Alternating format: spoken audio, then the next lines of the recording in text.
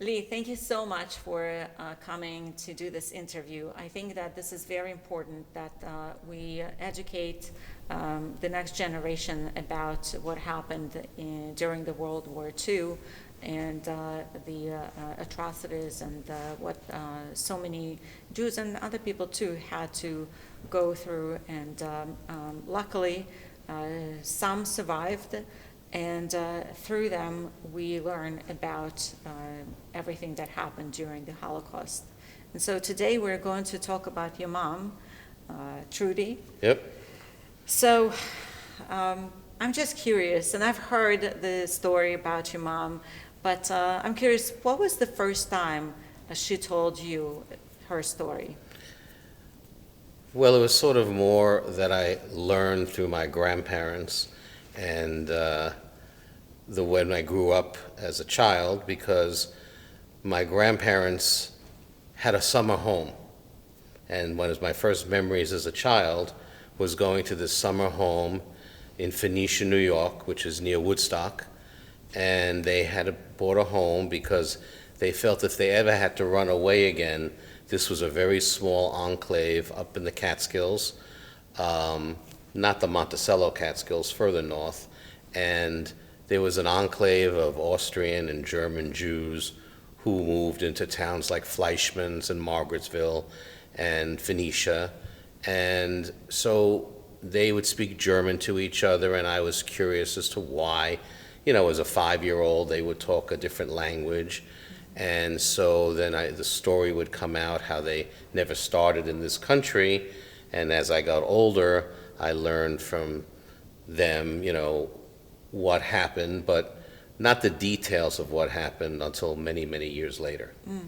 So you mentioned that they built this house in case they have to fly. So does it mean that their whole life they were I think when you've fearful? gone from what they went through, which I'm happy to explain, Yeah. and have the ability to do that, because he had built, we were going backwards, but by that time when I was a child, of course, he had come to America, built a new business, and was able to save some money and had a vacation home.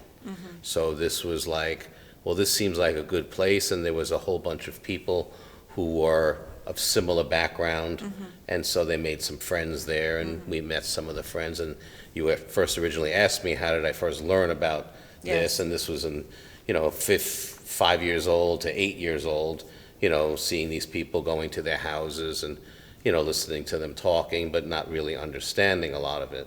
But then, of course, as years went on, I would ask my mother what happened, Right. and she would talk about it, but she would talk about it in spits and starts, because all of this happened to her when she was 10 years old. Oh, so she was 10. She was 10 when she left her parents in Vienna. And that's where she was born? She was born in Vienna in April of 1928, and they lived a very nice life. My grandfather was a successful businessman. He had a tailoring type shop and a clothing manufacturing business. He invested in property. He owned a hotel. He was considered a well-to-do, upper-middle-class person. My grandmother, Eva, was a homemaker. She didn't work. She took care of her parents. Her father was a rabbi, actually, for a while, because everybody was very close to these communities, and a lot of people were rabbis, maybe not the kind of training, of course, that you've had, but religious enough people that they would do that. My mother would talk about her grandfather. She only remembered him dressed in white during Passover, like that. And they lived together. He died younger, and then her grandmother, my grandmother's mother, they all lived together. My mother had a sister, Edith, who was about 6.5 years older than her, which is a pretty big spread. And they lived in a very beautiful apartment, which I did see, which we can talk about a little bit later on. And it was outside a beautiful park in a beautiful section of Vienna, and Vienna is a classic European city, and everything was peaceful. My grandfather had fought in World War I for the Austrians, and he had a lot of business contacts. He had gone to different countries, and then as time went on, in the 20s, there was anger from the leftovers from World War I. Germany was not happy with the settlement.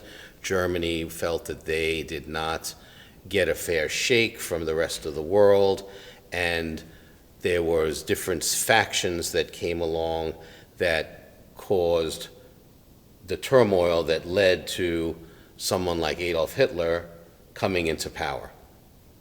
And so, when did life start changing for your mom's family? So I would say that in the early 30s, this fractured feeling that everybody started having started to permeate through, and that's of course when it started with, it's the Jews' fault.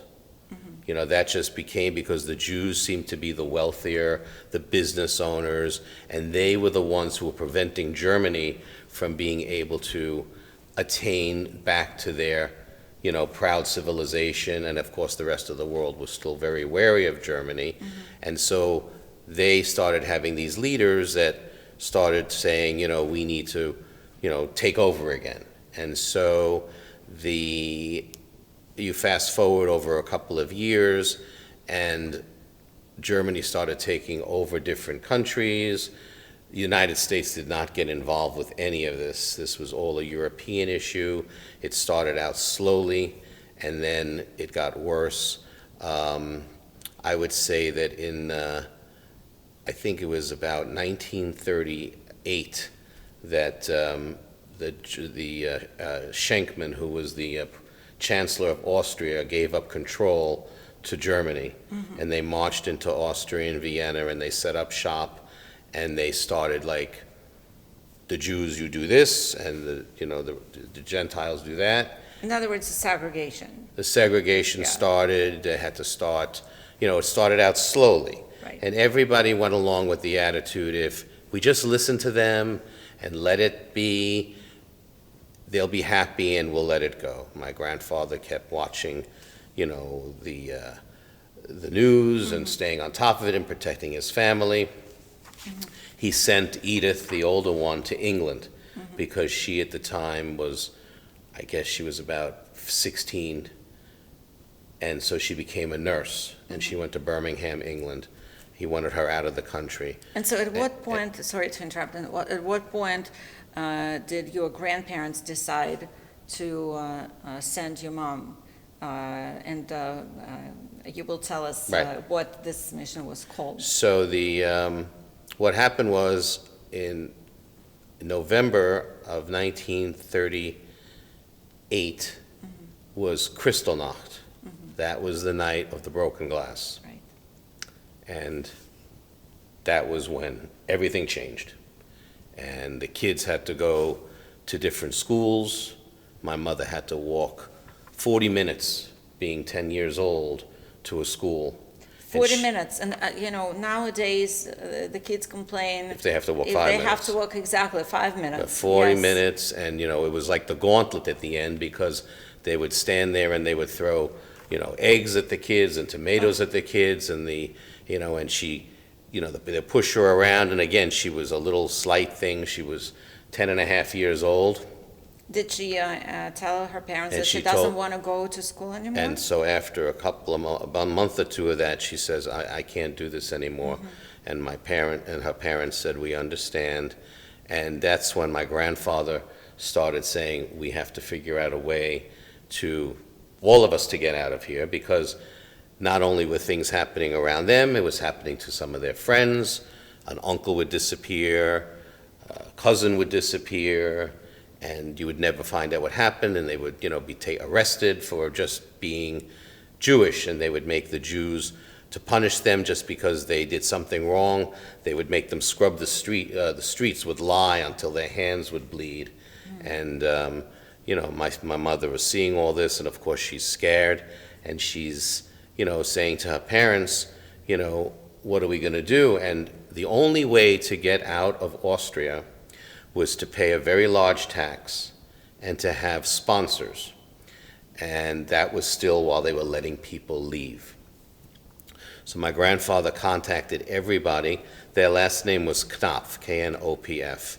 So there was an Alfred Knopf publishing company in the United States, which some of you might have heard of, and he denied having any relatives in Austria or Germany, and there was a Hollywood producer also named Knopf that they wrote to, and they kept trying to get out.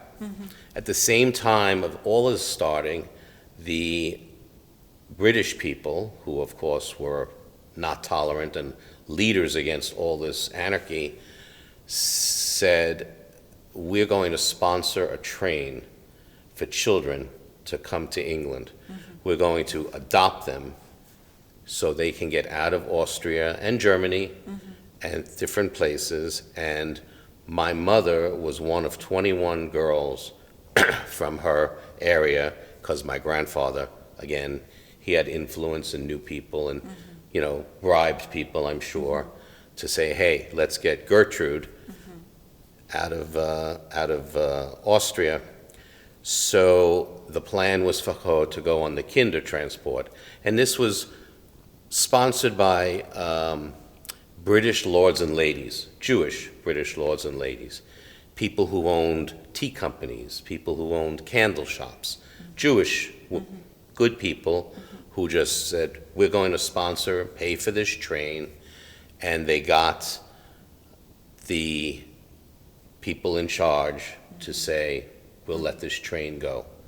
Now, there's a picture on the display of the train and the girls near the train. Yep. Is your mom one of those? I don't think she's in the kids? picture that we have here, but she has the the day came, and it was it was about a year after, it was actually to year to the date that the Germans came into Vienna. I think it was somewhere in, I have it in my notes, but it's somewhere in early 1939, when she was not even 11 yet, that she ended up going on the kinder transport, and she left. She said goodbye to her mother. Which is, I can't even imagine, because at the time she boarded the train, neither of them Knew if they were knew if going they to were- get out. Or But- if they will ever see each other. So did your mom ever talk about the feelings? Did she remember what? She was scared. Yeah. She was 10. Yeah. They just don't know. You 10-year-olds are watching this today. How would you feel if you had to say goodbye to your parents? It's horrible. So she waved goodbye. Yeah. Her grandmother was at the train station, and her mother and father, and she went on the train.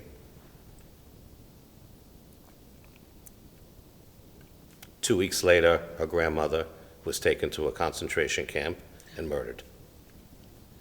She had just gotten a sponsor to go to Cuba, and but they took her away. A couple of uncles started missing. My grandfather started scrambling, but my mother was on the train. So the story of the train is probably a little interesting, so the kids would understand, people would understand. They loaded it up, and they made many stops along the way.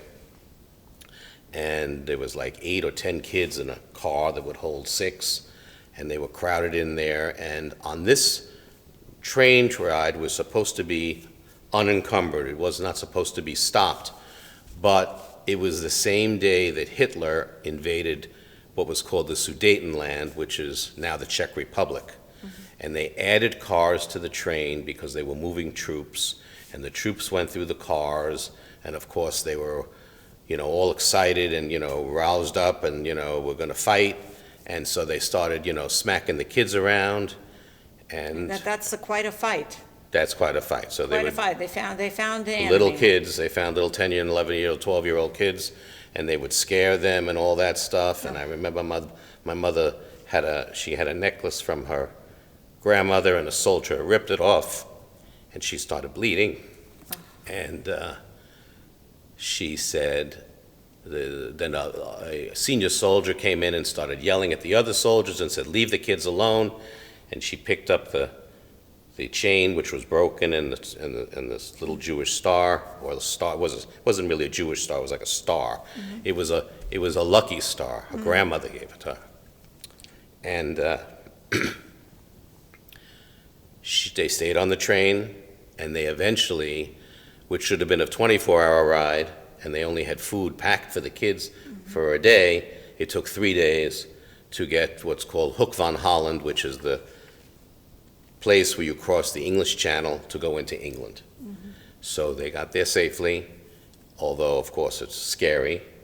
They all spoke only German, so now they have all these people who met them, and they were adopted. And she, over the next 3 or 4 months, must have moved 6 or 7 times, further and further into the countryside. Her parents knew that she got there safely. Oh, how did They they wrote find letters. out? They would write, there's no telephone. Right. But they had contacts ahead of time, and the mail still would work, and they would try. The Germans were smart. They didn't want another world war. They wanted to just annex countries in Europe. When they went and annexed France, that was the end of it. That was when England, and that was when the war started. And then of course, we're not going to get into the whole history of the war, but if you read the history of the war, it started out slowly, and it was just Germany just wanted to double and triple and then quadruple its size. Then they had plans to take over the world. They even got Japan to be on their side. I mean, it was just crazy. And again, the United States did not get involved. And there were many times that there was calls, and the ocean separates a lot of issues. We didn't get involved with World War II until Japan invaded Hawaii. Right. And then all of a sudden we were all in. So, this is a different discussion. Yes, but a good perspective. But a perspective of how perspective on the things history. happen. Like today, and the children are watching TV, we're fighting a world war in Ukraine. Every country is helping Ukraine fight Russia, but the fighting field is in a country that we don't really deal with. True. So that's another story. Well, So back to your mom. So my mother went from family to family. She started out with 7 friends, then they all got separated, then she had 1 or 2 that were in the same community. She ended up in a town called Grantham, England, with the Clarks. And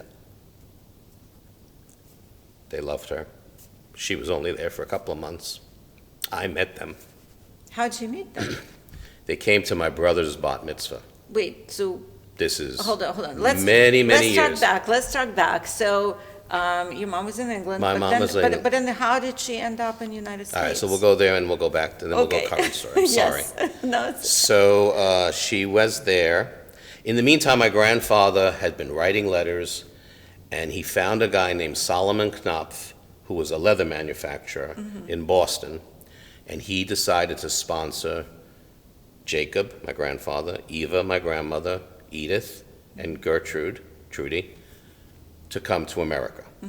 And once he got the paperwork, Jacob got the paperwork to do that, they decided they were allowed to now leave Austria and go to England.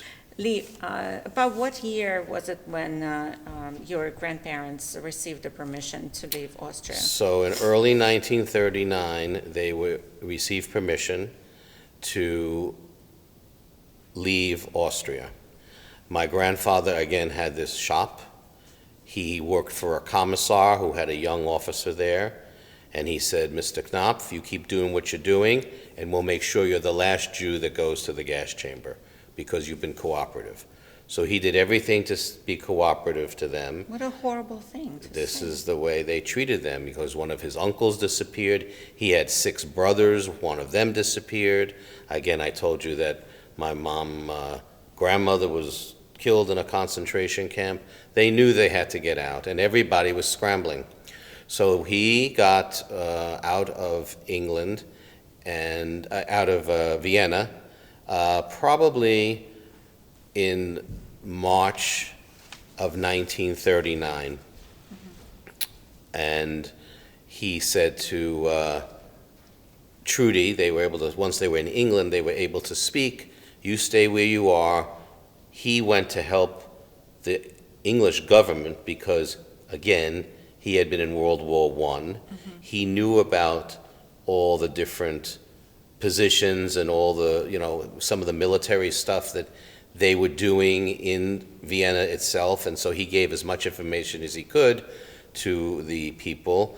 The sister was still up in Birmingham, which was further northern England, but they made a plan to meet in November of 1939 to go to America. So they got, again, he left everything. He lost his hotel, he lost his business, he had some cash, but basically he would have, in essence, then, at that time, he probably was worth $1 million, which was a lot of money in those days, and he left with $10,000.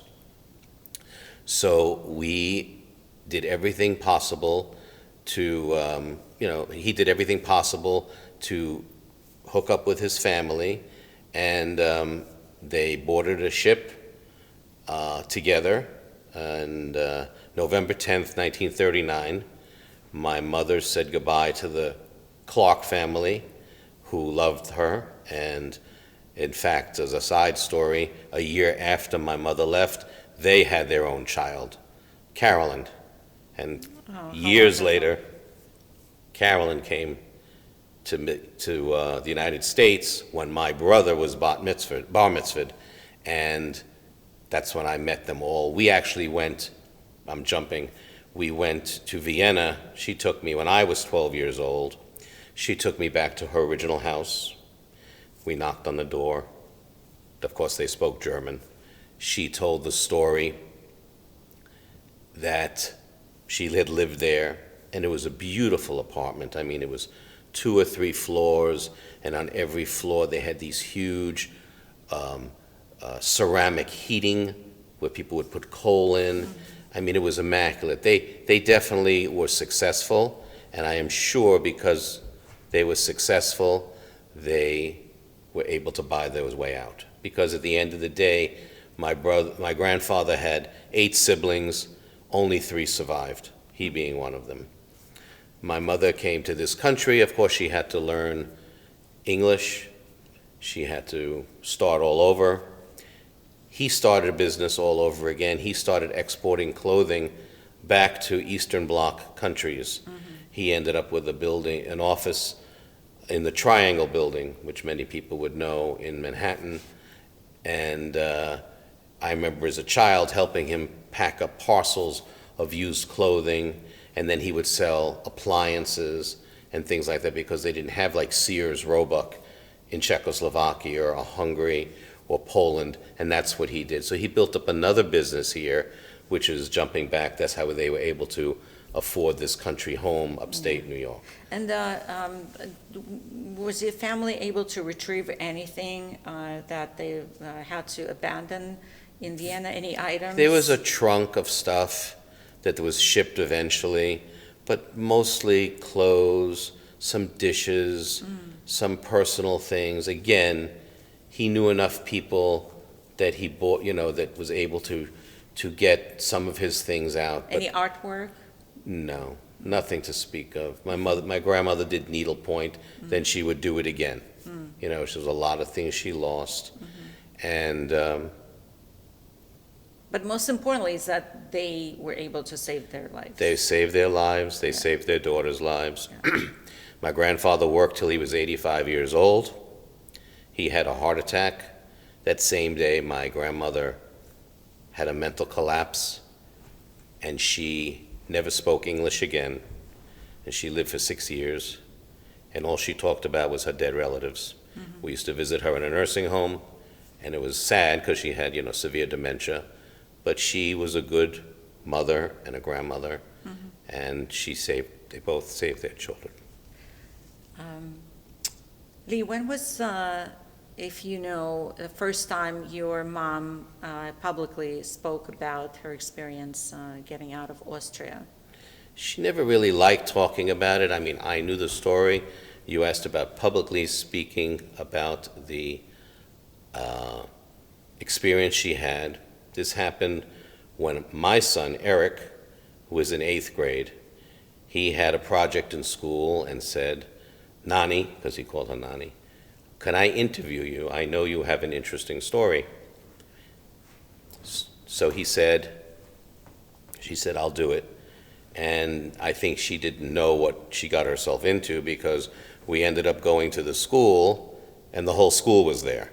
So we're in the auditorium and she was very nervous. I said, "This is easy. It's just your story. Just tell the story." So she tell the story like I'm trying to tell you some of the story today.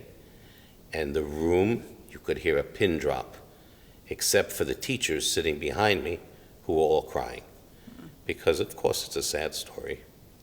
Think about having to say goodbye to your children and hope for the best. So she told that story. I took her home. She cried the whole way back in the car. And I said to her, "You need to tell this story. You're getting older. If you don't tell the story, how are they going to know?" She was interviewed by Steven Spielberg's group, the Shire Project, after the Schindler's List story.